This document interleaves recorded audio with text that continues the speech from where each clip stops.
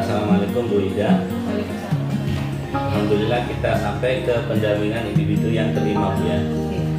Sebelumnya gimana Bu kabarnya sampai Alhamdulillah. PI 5 ini? Alhamdulillah baik. Baik ya. Ya, Banyak ilmu yang didapat ya. sangat banyak, sangat banyak sekali. Oke, alhamdulillah. Jadi di PI 5 ini Bu, ya kita nanti mencoba berefleksi Bu tentang aksi nyata 3.1. Terus selanjutnya diskusi rancangan program yang sudah juga mungkin buat ya. Terus, ini tentang perkembangan komunitas praktisi. Mungkin sudah atau belum diberikan. Yang terakhir nanti saya ini Bu penilaian kompetensinya coaching Bu Ida dengan rekan sejawat. Ya. Itu ya. Jadi ada sebenarnya ada 3 sama yang penilaian itu. Mudah-mudahan nanti bisa kita gali lebih dalam lagi. Oke. Sebelumnya saya tanya dulu Bu, apa yang sudah dilakukan Bu selama 1 bulan Bu Ida? Dalam 1 bulan ini Ya, di pendidikan guru penggerak. banyak Pak, saya dari guru penggerak itu setiap saya dapat ilmu dari guru penggerak itu saya aplikasikan langsung. Jadi saya tidak menunda hari. Misalkan saya mendapatkan ilmu ini, saya praktekkan langsung ke sekolah. Jadi saya tahu kendala apa dan apa yang harus saya kembangkan. Dalam 1 bulan ini banyak sekali. Apa Bu? Salah satu contohnya Bu? Kalau untuk yang kemarin, untuk yang aset itu ya Pak. Ya. Untuk yang aset itu saya melakukan diskusi dengan kepala sekolah. Oh ya. Setelah itu kita mengadakan, kan kebetulan ada rapat di aula itu, ada rapat. Itu saya masuki dengan orang tua saya masuki rapatnya tentang aset. Kecuali saya katanya kata Terus oke. Terima kasih sudah saya lihat di pendampingan pembelajaran daring ya. Bu Ida juga aktif berdiskusi juga. Dan saya lihat di situ yang saya lihat dengan Bapak Sulaiman.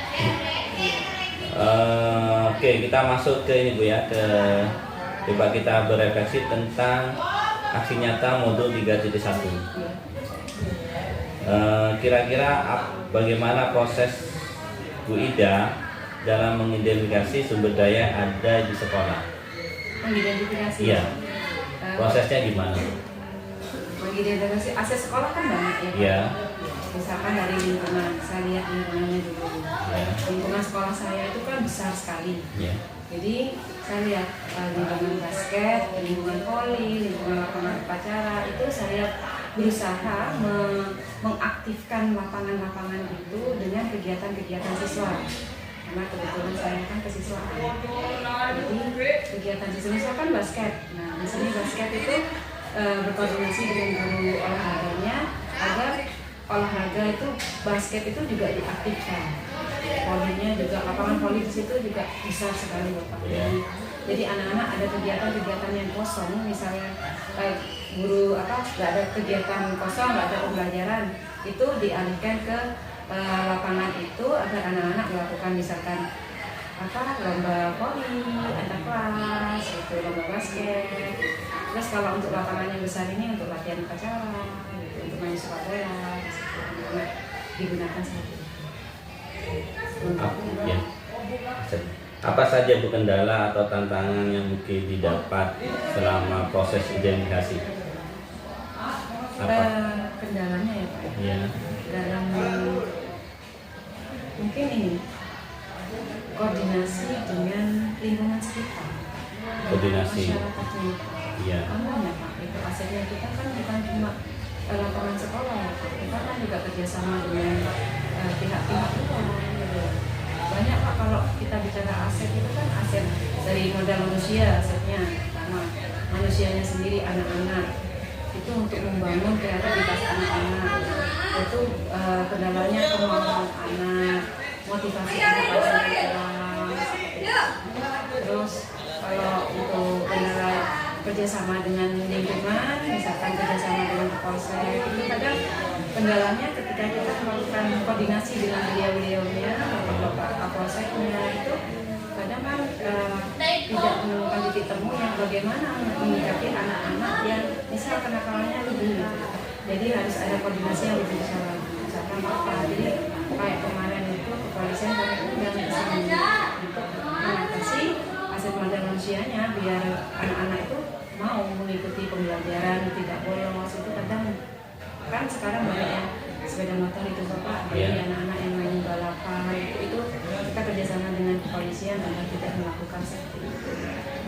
Hasilnya yang mungkin nggak ketemu dengan apa kendalanya tidak ketemu dengan kapolsek, kita butuh izin seperti itu. Biasanya triknya gimana Bu kalau itu? Kalau misalnya kendala koordinasi? Saya biasanya triknya saya akan koordinasi dengan kepala sekolah, nanti kepala sekolah yang ke kepolisian bersama saya. Misalkan nggak ketemu titik sama penjaganya itu, Gitu ya. jadi kita janjian kapan bisa dengan Tetap, mengirimkan surat. ya. Tetap diupayakan koordinasi tetap ya Bu. Terus setelah identifikasi bagaimana perasaannya Bu setelah misalnya berhasil atau nggak berhasil itu perasaannya Bu? Kalau misalkan berhasil ya, Iya. kayak kemarin itu kan berhasil kita koordinasi dengan kepolisian, kebetulan kita melakukan pawai budaya. Ya. Nah, kita kan berhasil, Iya. pawai budayanya berhasil, kepolisian juga mendampingi selama pawai budaya itu. Perasaan saya senang sekali, bahagia gitu, bangga sekali anak-anak bisa menampilkan. Artinya modal manusianya, aset manusianya ini terkondisikan itu, maksudnya berhasil gitu. Gimana ya Pak? Manusianya itu kan akhirnya menampilkan anak-anak karyanya itu ditampilkan, apresiasi masyarakat kan jadi bagus. Itu rasa senang saya itu ya sangat senang sekali gitu. Tapi kalau misalkan ada sesuatu misalkan anak-anak di sini melakukan balapan, kita sudah koordinasi masih saja anak-anak itu masih melakukan seperti itu kan kecewa ya Pak ya. Nah, itu ya sakit hati katanya anak-anak gitu. Itu sih kendalanya. Terus dalam menentukan sumber daya itu, menurut Bu Ida, pertimbangan apa yang diambil? Sumber daya, oh ini sekolah, ini bagus. Pertimbangannya apa? Maksudnya sumber daya yang mana Pak? Kan banyak tuh sumber daya manusia. Sumber daya apapun, jadi oh pertimbangannya apa nih saya ambil ini? Apa Bu? Pertimbangan Bu Ida? Oh saya ngambil lapangan. Apa yang latar belakangi Bu Ida ngambil itu? Gini, kalau untuk karena kembali lagi ya Pak, saya karena titik beratnya di siswa, jadi sumber daya saya yang lebih banyak yang saya kembangkan adalah kreativitas siswanya, manusianya dulu.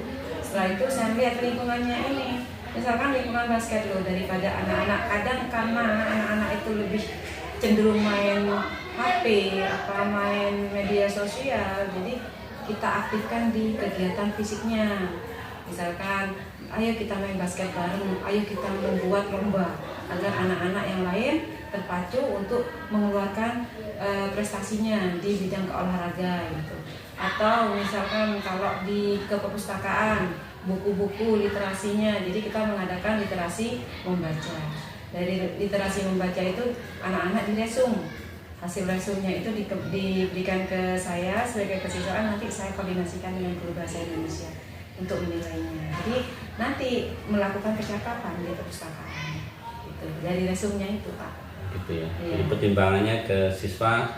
Iya. Kalau saya tangkap itu ke keaktifan ya Bu. Iya, keaktifan. Keaktifan dan menggali kreativitas kan. Iya, betul. Oke. Pawai budaya juga Iya. kan butuh kreativitas itu. Oh, betul Bapak. Kemarin kan berhasil lah kemarin.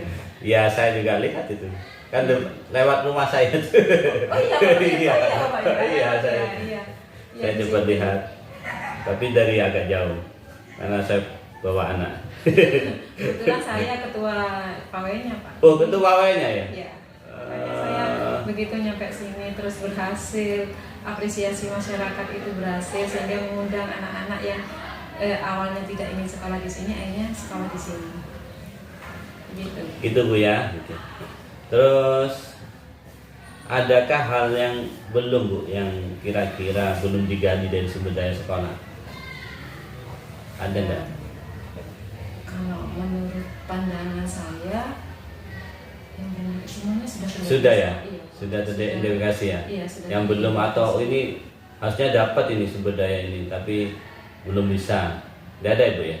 Nggak ada. Ya? Karena kan koordinasi dengan teman-teman itu saya gercep Pak. Ya itu Pak, ilmu dari CGP itu sangat bagus sekali kan saya ambil. Jadi begitu ada apa-apa langsung saya gercep, saya ke kepala sekolah, langsung ke yang bersangkutan, misalkan ke guru olahraga, langsung ke guru olahraga, koordinasi, langsung, atau kalau ke guru agama, ngaji, langsung koordinasi terus gitu saya melakukan seperti itu. Jadi sepertinya kalau saya lihat tidak ada sih. Tidak ada ya? Sudah ini. Oke, sudah bagus sekali Bu, sudah berusaha mengidentifikasi sumber daya yang di sekolah. Terus kita akan masuk ke refleksi bagaimana proses pengambilan keputusan yang sudah dipelajari yang kemarin Bu ya. Iya. Ya, dilema ITK, dilema apa lagi tuh ya. Nah, terus berdasarkan hasil pemetaan yang dilakukan, bagaimana mengetahui proses. Jadi bagaimana proses pengambilan keputusan itu Ibu lakukan. Saya ingin tahu prosesnya. Oh, ini saya ambil keputusan ini. Maksudnya misalkan ada sebuah masalah. Maksudnya ada masalah. Bagaimana prosesnya Bu untuk memutuskan? Oh ini. Pertama gini. Langkah-langkahnya atau prosesnya Bu? Pertama kalau ada masalah di Ya. sekolah, saya biasanya sebelum saya memutuskan sesuatu, saya koordinasi dulu dengan pimpinan saya. Sini pimpinan saya kan kepala sekolah Pak. Iya. Dari pimpinan kepala sekolah itu nanti kepala sekolah itu akan menyaring apa yang telah saya bicarakan. Maksudnya permasalahannya apa. Dari situ di sekolah saya ini ada manajemen. Iya. Jadi manajemen dikumpulkan. Ya. Nah, membicarakan masalahnya yang saya utarakan tersebut. Dari situ nanti ada keputusan-keputusan, kan ada beberapa pendapat ya Pak. Nah, Iya. dari beberapa pendapat itu dirangkum oleh kepala sekolah. Setelah dirangkum oleh kepala sekolah baru dibicarakan, dijadikan keputusan bersama. Jadi biar ada kesepakatan di situ. Oh gitu. Setelah terjadi kesepakatan, permasalahan itu baru kita ke rapat dinas, rapat dengan Bapak Ibu guru semuanya. Lalu dibicarakan masalahnya ada seperti ini, berdasarkan rapat manajemen itu dihasilkan seperti ini, misalkan itu, nanti baru bagaimana Bapak Ibu guru yang lain, apakah ada masukan atau ada sedikit yang mengganjal. Dan di situ akan terjadi musyawarah. Dari musyawarah itu nanti akan ada keputusan akhir setelah semuanya sepakat dengan keputusan akhir, baru dilaksanakan keputusan akhir tersebut. Gitu. Prosesnya ke koordinasi ya. Iya, kita selalu koordinasi. Terus kira-kira apa Bu yang perlu dikembangkan Bu dalam proses pengambilan keputusan atau yang perlu dievaluasi lah? Kalau yang perlu dievaluasi itu kan kita mengambil berdasarkan kesepakatan. Jadi biar satu suara Pak, adanya satu suara. Jadi biar tidak terjadi gejolak. Jadi kalau keputusan misalkan kayak pawai budaya kemarin harus menampilkan tradisional gitu ya. Ya. Temanya tradisional untuk P5. Jadi semua harus satu suara. Jadi kita ngomong, kita berjalan itu sudah satu suara. Jadi gerakannya tidak akan ada gejolak yang terlalu besar gitu, karena sudah ditampung gitu. Dan ketika ada pertanyaan dari masyarakat, semua Bapak Ibu guru satu suara. Sama. Gitu. Jadi menurut Bu Ida apa saja yang mendukung keberhasilan keputusan itu? Yang pertama adalah satu yang berhasil ya, Ya. adanya koordinasi. Iya. Yang kedua adanya kesepakatan, harus sepakat. Iya. Yang ketiga melaksanakan kesepakatan bersama dengan tanggung jawab. Gitu ya. Yang kelima, yang keempat adanya satu suara. Harus dengan tanggung jawab dan dengan kesadaran sendiri ya Pak, bahwa itu kesepakatan bersama. Saya mau tanya ini Bu, apakah Bu Ida pernah mengalami suatu masalah yang mengenai dilema etika, baik dengan murid atau dengan rekan sejawat? Pernah Bapak? Pernah. Bisa kasih contoh nggak Bu? Contoh Dilema etika itu? dilema etika yang kemarin saya bicarakan itu yang siswa saya yang menikah itu. Iya, bisa diceritakan lagi Bu? Itu dilema etika sekali Bapak, karena dia masih kelas 8 Iya, dan orang tuanya tidak ada. iya, Dia cuma tinggal berdua dengan kakaknya juga masih sekolah tapi menanggung adiknya. jadi dia kerja serabutan juga. Iya. Akhirnya adiknya karena masih kelas 8 dan perempuan itu sama kakaknya dijodohkan dengan tetangga. Iya. Sebelumnya. Oleh Iya. adiknya mau. Iya. Itu akhirnya karena tiap hari ketemu mungkin jalanan jalanan Soko Kulino ya Pak Iya, ya, namanya iya. anak SMP, anak yang masih remaja, akhirnya jadilah hubungan itu dan nikah siri. Nah, kita kan nggak tahu kalau ada nikah siri karena Iya. kita melakukannya di rumah. Iya. Tapi tetap sekolah. Nah, lama-lama ketahuan sama kami kalau mereka melakukan nikah siri. Nah, itu dilemanya, kita harus bagaimana bertindak. Akhirnya sampai koordinasi dengan pihak kecamatan, kita sampai koordinasi dengan pihak kependudukan gitu, karena kan di bawah umur Pak dia. Nah, sekarang kan sudah hamil di situ. Nah, hamil nggak mungkin dong Pak kalau dia sekolah. Iya. Dia sudah fokus dengan kehamilannya itu, tapi usianya tidak bisa menikah secara sah. Akhirnya ya itu dilemanya. Tapi akhirnya karena kita sudah mau menjembatani, akhirnya diambil kasusnya diambil oleh kecamatan sama pendidikan juga. Kita sudah melakukan maksimal itu Pak. Endingnya gimana itu? Endingnya ya dia tetap nikah karena sudah hamil Pak. Oh, Dan gitu. tidak bisa sekolah karena anaknya memang sudah tidak mau sekolah karena perutnya membesar, malu. Oh, gitu ya. Gitu ya. Menurut Bu Ida ya, itu kan sebelum mempelajari modul 3.1 ya. Apakah langkah-langkahnya itu sudah mencerminkan modul 3.1 dalam mengambil keputusan? Kalau menurut saya sudah Pak. Sudah ya. Kan ada koordinasi, habis koordinasi kita tidak sembarangan mengambil keputusan gitu. Ada koordinasi langkahnya, terus itu koordinasi sendiri pertama wali kelas dulu yang ke rumahnya, wali kelas memberi arahan anaknya tetap, akhirnya kita kerjasama dengan BP, BK-nya itu ke sana lagi, ada 3 kali kita ke sana. Ternyata anaknya masih kekeh, nggak mau, cuma sekolah 1-2 hari balik lagi bolos. Akhirnya dengan saya bertiga, kok masih tetap, hanya itu lah. Kita rapat besar itu dan diserahkan sama kecamatan. Iya. Mudah-mudahan modul 3.1 tuh menambah apa yang pengetahuan Bu Ida ya. Iya, Tentang menambah Bapak. menambah yang mudah-mudahan. Jadi paham. Jadi paham. Oh ini jalannya ke sini, gitu. Oh ini tidak boleh seperti ini. Kan kemarin dibahas itu Pak. Ya, karena menurut saya dilema etika ini bahasa sebenarnya kita lakukan, cuman bahasa yang tidak tahu ya kalau kita lihat tuh baru di guru penggerak ini saya lihat dilema etika. Iya. Benar ya Bu Ida? Iya. Kalau kuliah ada nggak? Nggak ada. Nggak ada ya? Nggak ada. Saya tanya sama PPK barusan. Nggak ada ya? Nggak ada. Makanya dia, aku lebih sulit CGP yang Ini bahasa baru. bahasa baru. Biarpun itu sudah pernah kita lakukan. Iya. Artinya itu apa namanya teratur Bu cara ngambil keputusan itu gini.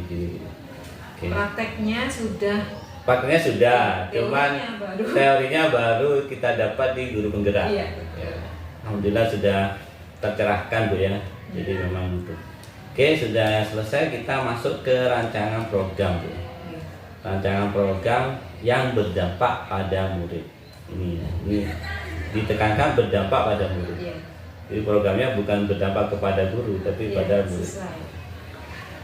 Apa yang sudah Ibu lakukan Bu? Yang sudah rancang, yang Yang saya berdampak iya. rancang itu sekarang adalah Linumhana namanya. Literasi numerasi sederhana. Ya, literasi numerasi sederhana. Bisa cerita dulu. Itu kan tujuannya untuk anak-anak lebih memahami numerasi sederhana. Di sini itu kan penjumlahan kurang, pengurangan kurang. Karena saya guru matematika Pak, jadi Iya. saya ambilnya yang penghitungan. Kalau Iya. literasi numerasi ini titik beratnya di penghitungan siswa, perkalian. Anak-anak tidak paham Pak. Ya. Caranya bilangan bulat menghitung, mengurangi menggunakan garis bilangan juga tidak bisa. Jadi saya menekankan seperti itu, tujuannya agar anak-anak lebih memahami numerasi sederhananya agar langkah kedepannya enak. Matematika itu kan dasarnya. Kalau hitung-hitungan penjumlahan saja tidak tahu, bagaimana nanti ke depannya kan seperti itu. Apa Bu bentuknya itu Bu? Bentuknya permainan apa ya apa? Kan enggak, bentuknya itu cuma saya memberikan sedikit pemahaman-pemahaman ke anak-anak.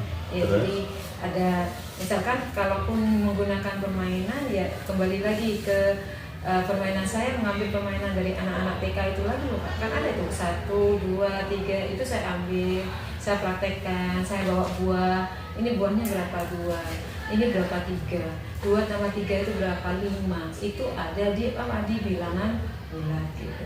Jadi ada prakteknya di situ gitu loh Pak. Jadi anak-anak kalau tidak dikasih praktek, kalau untuk di daerah sini tidak paham. Kalau cuma dikasih 1 tambah 1 coba dipikir tidak bisa Pak. Jadi harus ada benda konkretnya. Oh, apel gitu modelnya. 1, iya, Oh. 2 apel tambah 3 apel berapa ya? Kayak SD itu Bapak, masih ada kesananya juga. Jadi Masih nanti pakai alat bantu. Iya, pakai alat bantu. Jadi kalau bilangan bulat kayak apa? Ini loh ya bilangan bulat, pakai penggaris gitu Pak. Ini tuh langkahnya. Gitu, satu. Baru mereka itu, oh iya berarti Bu. Baru tergerakkan ya. Iya, baru ngerti. Oh gitu. Kalau cuma ngomong matematika nggak semudah yang mereka pikirkan katanya. Padahal itu cuma perkalian ya Pak. Iya. Apa penyembelahan, pengulangan. Kadang saya bawa ke belanja di belakang kantin. Ya, kamu pegang uang berapa sekarang? Yuk beli. Nah itu kan lindung anak. Beli apa Bu? Beli itu lah, beli heci. Berapa hecinya harganya? 2.000 Bu? Ya 2.000. Uangmu berapa? 5.000. Ya beli. Berapa kembaliannya? 3.000 Bu. Nah itu bilangan bulat. Baru ngerti. Oh pengurangan gitu baru anak-anak Pak. Jadi kalau Sampai segitunya Bu. iya Pak, sini itu, aduh, susah. Jadi dipraktekkan langsung Bu ya. Iya, dipraktekkan langsung. Kira-kira apa deh? Linum Hana. Iya, literasi. Literasi. Literasi, numerasi sederhana. Sederhana. Literasi. Numerasi. Sederhana. Ini dukungan apa aja yang Ibu perlukan? Dukungan untuk programnya itu lancar. Dukungan apa aja? Nah, maksudnya dukungan pembelajarannya saya itu. Iya. Itu alat peraga. Oh Ya, iya. harus ada alat peraga. Kadang fisik anak-anak karena kadang saya bawa keluar praktek, ya, praktek di luar itu. Atau anak-anak punya apa yang pasti ya harus ada alat peraga. Alat peraganya macam-macam, bisa buah-buahan, bisa kue, bisa uangnya gitu. Atau kita buat bersama-sama dari karton. Terus adakah apa ya namanya tantangan atau kendala Bu untuk melaksanakan program itu? Nah, insya Allah pasti ada. Ada. Kasih contoh Bu kendalanya atau tantangannya. Tantangannya Pak. Iya. Tuh anak-anak ini kadang masih nggak ngerti sama angka, masih nggak ngerti sama cara jalan. Walaupun kita sudah praktek, sudah ngerti, cuma ngerti di saat praktek itu ngerti. Iya. Tapi begitu dikasih soal, balik lagi ke depan, nggak ngerti. Gitu. Jadi itu tantangannya kadang Pak. Sudah kita jelaskan berulang kali pakai praktek, ngerti ya Bu, ngerti. Saya rubah, angkanya saja saya rubah, atau jalannya saya balik. Bingung lagi. Balik lagi ke depan, itu sih tantangannya. Pemahaman anak yang tidak gampang mengerti apa yang telah dijelaskan. Apa yang dilakukan Bu untuk menghadapi kayak gitu itu? Ya, Kalau menurut Bu Ida, memberikan pengayaan lebih itu ya. pengayaannya Iya, memberikan pengayaan lebih. biaya lagi ya sampai halus. Oh, ayo ya. Mengujilah kesabaran. Kesabaran dulu ya, diuji lagi ya. Iya, katanya harus sesuai KKM. Jadi ya kita berusaha sebisa mungkin sampai maksimal. Kalau memang sudah Mentok. ya sudah berarti memang kemampuan anak itu ya sampai di situ. Tapi pasti sambil lalu insya Allah bisa. Harus sering dikasih ini soal. Ya, Yang dikasih berpihak pada pelajaran. murid itu Bu. Jadi Iya. apa yang dipelajarin kemarin itu tingkat kompetensi siswa beda-beda. Iya. Ada yang sudah ini itu ya, kalau saya lihat sih gitu. Kalau anak yang Balik pintar lagi. enak loh Pak. Iya.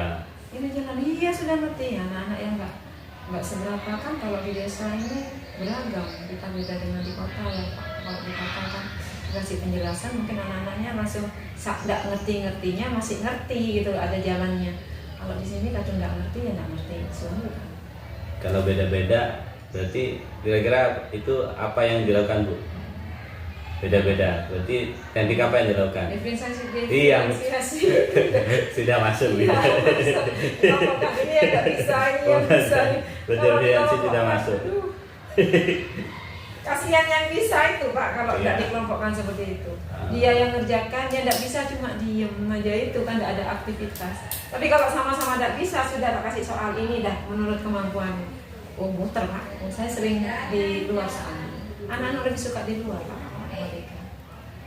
Pembelajaran di kelas itu kadang membosankan buat mereka. Jadi di luar. Kalau di luar aktivitas kemarin itu lingkaran, masalah lingkaran. Iya. Saya bawa ke parkir, lihat ban. Ayo mana lingkaran? Oh iya ini lingkaran. Ayo diameter yang mana? Ini Bu ya. Jadi ngerti. Juruji itu namanya jari-jari. Oh, yang namanya pelek itu apa dalam matematika itu ngerti. Ya saya bawa ke parkiran ini. Luar biasa Bu Ida melakukan pembelajaran diferensialnya sampai ke ban-ban mobil sepeda motor. Kalau dari itu tidak paham-paham. Jadi saya bawa. Assalamualaikum warahmatullahi wabarakatuh. Selamat pagi. Kita sudah melakukan observasi ya kemarin waktu pembelajaran dulu. Saya mengikuti pembelajaran dulu dengan hasil. Menurut Ibu, pada saat observasi itu apa saja yang sudah dilaksanakan? Yang sudah dilaksanakan tentunya sesuai sama RTP atau belajar Ibu. Jadi di awal ada pendahuluan, kemudian ada ikut kegiatan, kemudian ada penutup. Jadi waktu observasi kemarin sudah dilaksanakan semua. Jadi yang mana kegiatannya itu kita juga menggunakan kooperatif strategi motivasi. Kami motivasi yang karakternya sangat aktif. Kemarin saya melihat itu ada pembelajaran permainan mix permainan. Oke, dari yang sudah dilaksanakan itu, apakah pembelajaran apa saja pembelajaran yang sudah tercapai dan apa yang belum tercapai?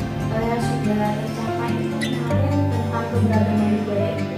Kemudian yang masih belum tercapai itu kan kemarin ada keberagaman sama yang satunya itu tentang sejarah lokal. Jadi sejarah lokalnya itu memang belum tercapai karena memang durasi waktu dan ternyata kalau sejarah itu waktu yang cukup lama. Jadi mungkin sejarah itu dikasih waktu sendiri buat bahas sejarah, terus keberagaman di waktu yang lain kayak gitu. Oh gitu. Tapi kan tujuannya sudah disampaikan. Tujuannya sudah disampaikan, jadi dilanjutkan dengan pertemuan selanjutnya. Itu baik, bagus sekali Bu, saya kemarin lihat itu. Lalu untuk selanjutnya, rencana Ibu setelah melakukan pembelajaran yang dilaksanakan kemarin, rencana ke depannya bagaimana? Rencana kedepannya tentunya evaluasi atau refleksi dari pembelajaran yang kemarin itu kita atau saya cari masalah-masalah yang ada, kemudian tantangan yang ada, sehingga saya mencari solusi untuk selanjutnya akan dilaksanakan. Nah kebetulan yang kemarin itu memang durasi waktu anak-anak dalam mengerjakan soal kurang, kemudian ada beberapa anak yang masih tidak excited atau kayak keburu atau excited istilahnya itu Ya terburu-buru mungkin. kurang mengena. Ada beberapa anak yang kurang mengena ke situ, mungkin itu juga perlu ada perhatian lebih buat anak-anak gitu. Oke. Bagaimana Ibu memastikan rencana di depan itu berhasil? Tentunya tetap mengingat yang kemarin itu yang sudah kita analisis masalah-masalah yang ada, kemudian dari evaluasinya juga apa sudah cukup anak-anak pahamnya sampai situ. Nah di selanjutnya itu saya menyatakan berhasil kalau memang tujuan semuanya itu sudah tercapai, kemudian evaluasi atau nilainya anak-anak artinya kan kalau nilainya tinggi juga pemahamannya mereka juga paham kan Bu. Jadi di situ juga dikatakan berhasil kalau mereka sudah nilainya bagus, kemudian paham, bisa menceritakan gitu. Melakukan pencatatan sepertinya ya. Iya. Jadi itu penting kayak menganalisis permasalahan yang sudah ada itu. Bagus sekali itu Bu, saya setuju sekali. Dan itu kira-kira kapan Ibu akan merencanakan pembelajaran itu sendiri? Merencanakannya tentunya setelah pembelajaran kemarin, kemudian dilaksanakannya juga pertemuan selanjutnya langsung. Jadi kalau seperti itu biar berkelanjutan gitu Bu. Kalau misalkan kita merencanakan sekarang terus eksekusinya masih beberapa pertemuan lagi, itu pasti lupa. Jadi langsung kayak gitu. Iya betul-betul. Dari refleksi ya Bu ya, dari pembelajaran dari pra observasi, observasi lalu pasca observasi, apa yang telah Ibu rasakan selama ini saya mengcoach ini? Saya merasakan diwadahi ya Bu. Jadi kalau kita mengajar itu kita tahu itu sudah benar, kita tahu itu sudah salah karena ada yang melihat, tentunya sama yang lebih berpengalaman. Contohnya seperti Bu Ida sudah lama mengajar, kemudian paham tentang karakter anak-anak. Jadi dengan adanya ini saya tahu mana yang perlu diperbaiki, mana juga yang sudah baik, kemudian perlu dikembangkan seperti itu. Ya Alhamdulillah ya Bu ya. Dari ini kesimpulannya kan setiap hal, setiap permasalahan pasti ada solusinya ya. Asalkan kita ada kolaborasi ya Bu ya, ada koordinasi ya. Terima kasih Bu Nurul atas pasca observasinya ini. Selanjutnya kita mungkin akan melakukan lagi perbincangan seperti ini di pembelajaran berikutnya. Kita saling sharing-sharing aja. Iya, terima kasih juga Bu Ida. Sama-sama, terima kasih. Baik Bu Eva, kita masuk ke ini. Eva. Oh Bu Eva, Bu Ida.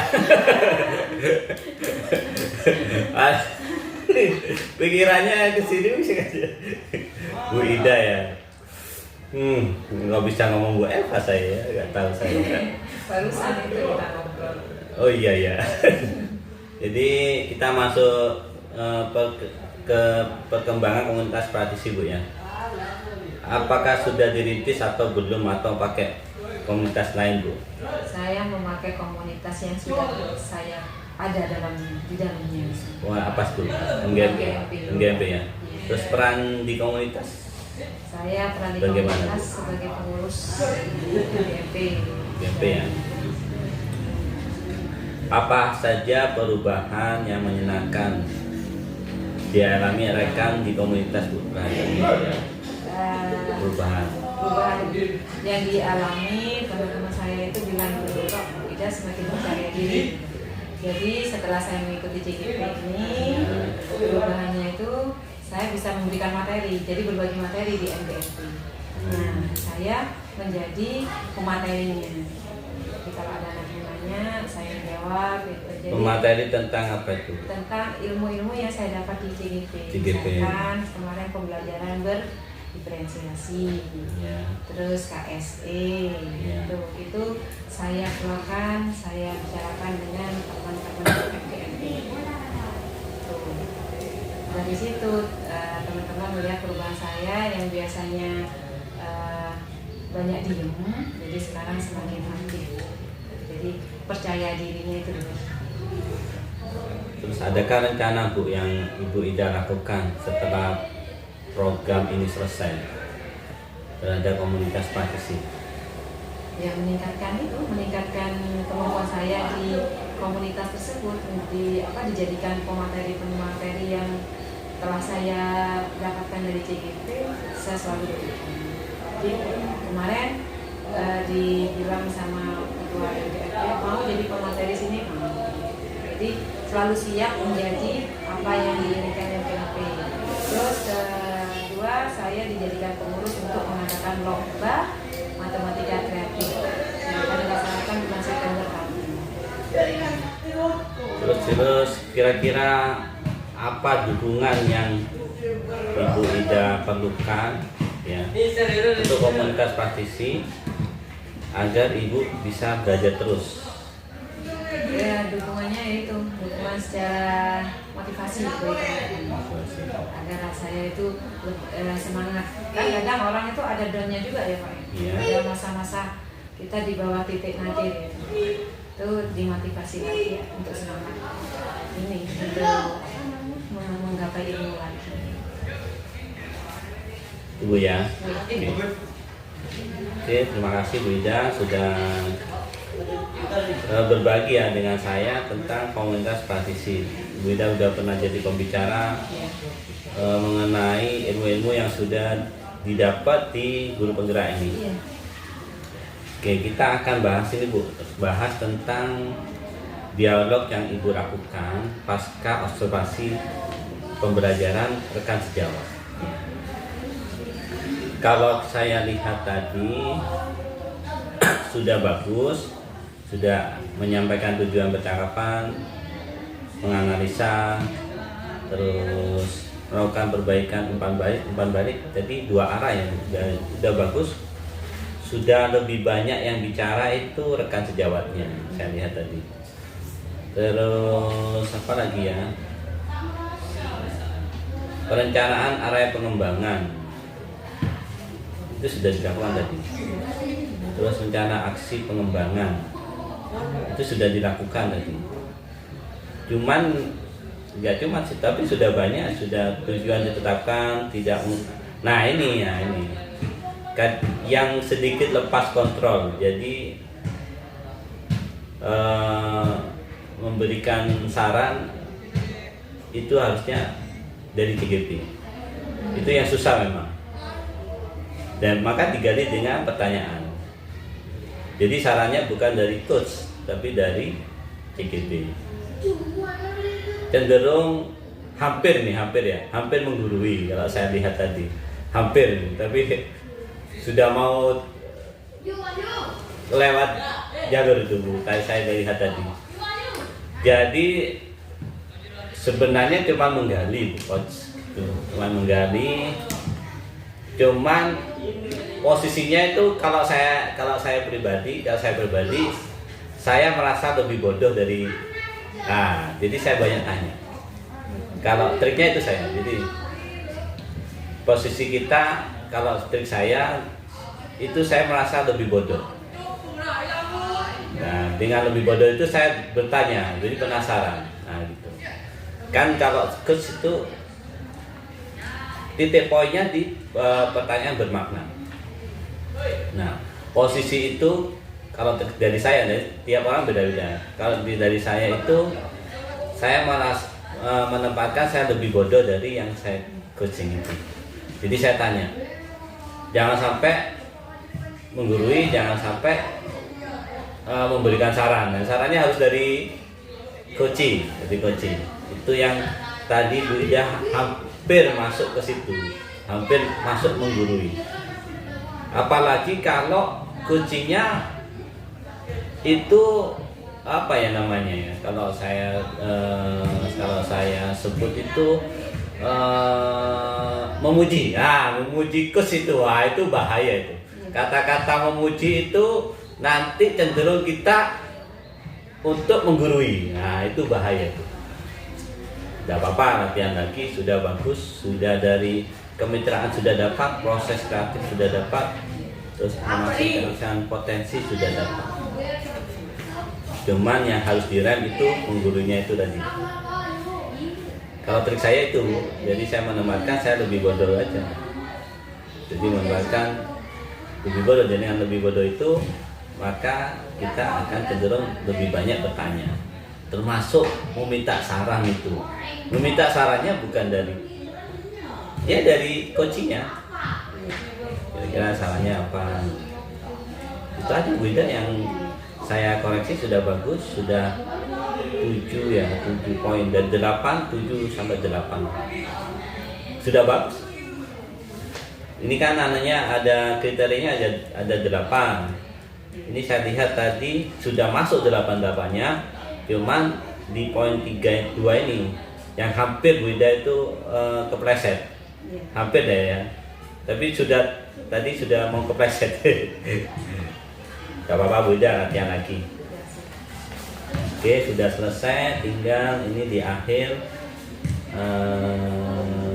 Nah ini yang mau saya tanyakan di akhir ini, kita masuk ke refleksi ya Bu ya. Apa yang dilakukan ini ya. Jadi kira-kira Bu, materi apa yang paling dikuasai di PGP ini bicara? Yang paling dikuasai dari sekian banyak materi Itu pembelajaran KSE. diferensiasi KSE.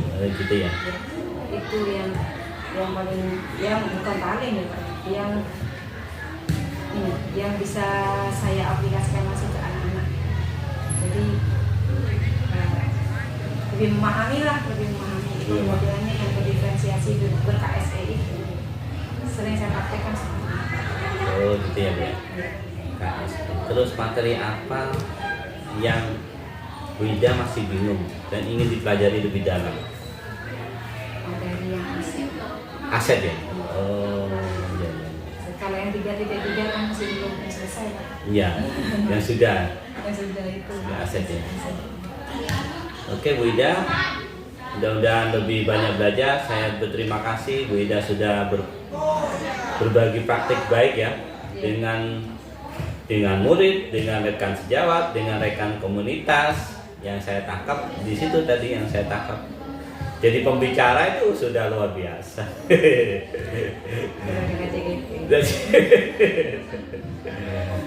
Terus nanti ini Bu ya, jadi nanti sebelum PI 6 itu ada survei.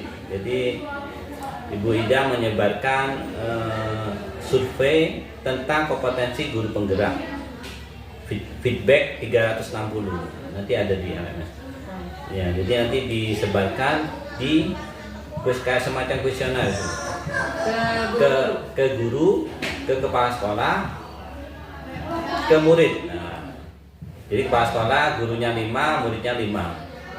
Itu kuesioner, semacam kuesioner tentang kompetensi guru penggerak selama kurang lebih 6 bulan, 5 bulan ya, 5 bulan plus ya. Itu nanti disebarkan, nanti bisa dilihat di LMS.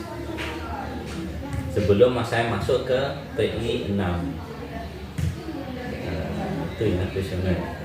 Terus ini diskusi pemetaan aset sudah ya Bu ya?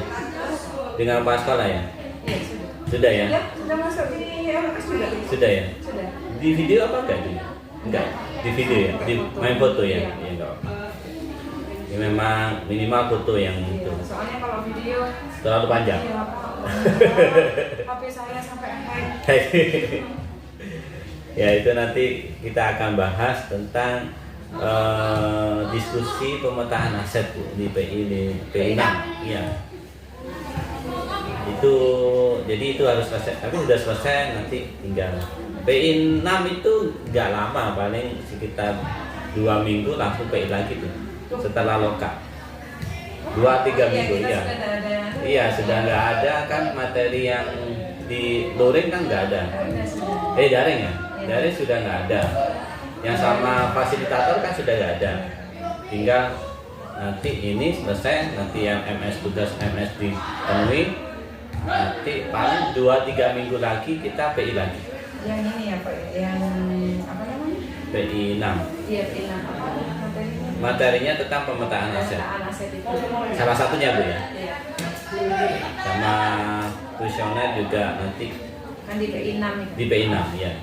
Jadi Berarti nanti di PI 6 itu dikasih kuesioner kita? enggak, disebarkan dulu sebelum PI sudah nyebar. Loh ya, kuesionernya dari mana Pak? Kan kita sudah ada LMS.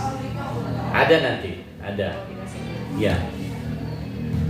Nanti biasanya itu di PI 6 tuh ada Bu, apa namanya ya, form atau itu yang harus Di dilakukan. LMS itu. Iya, harusnya ada di situ.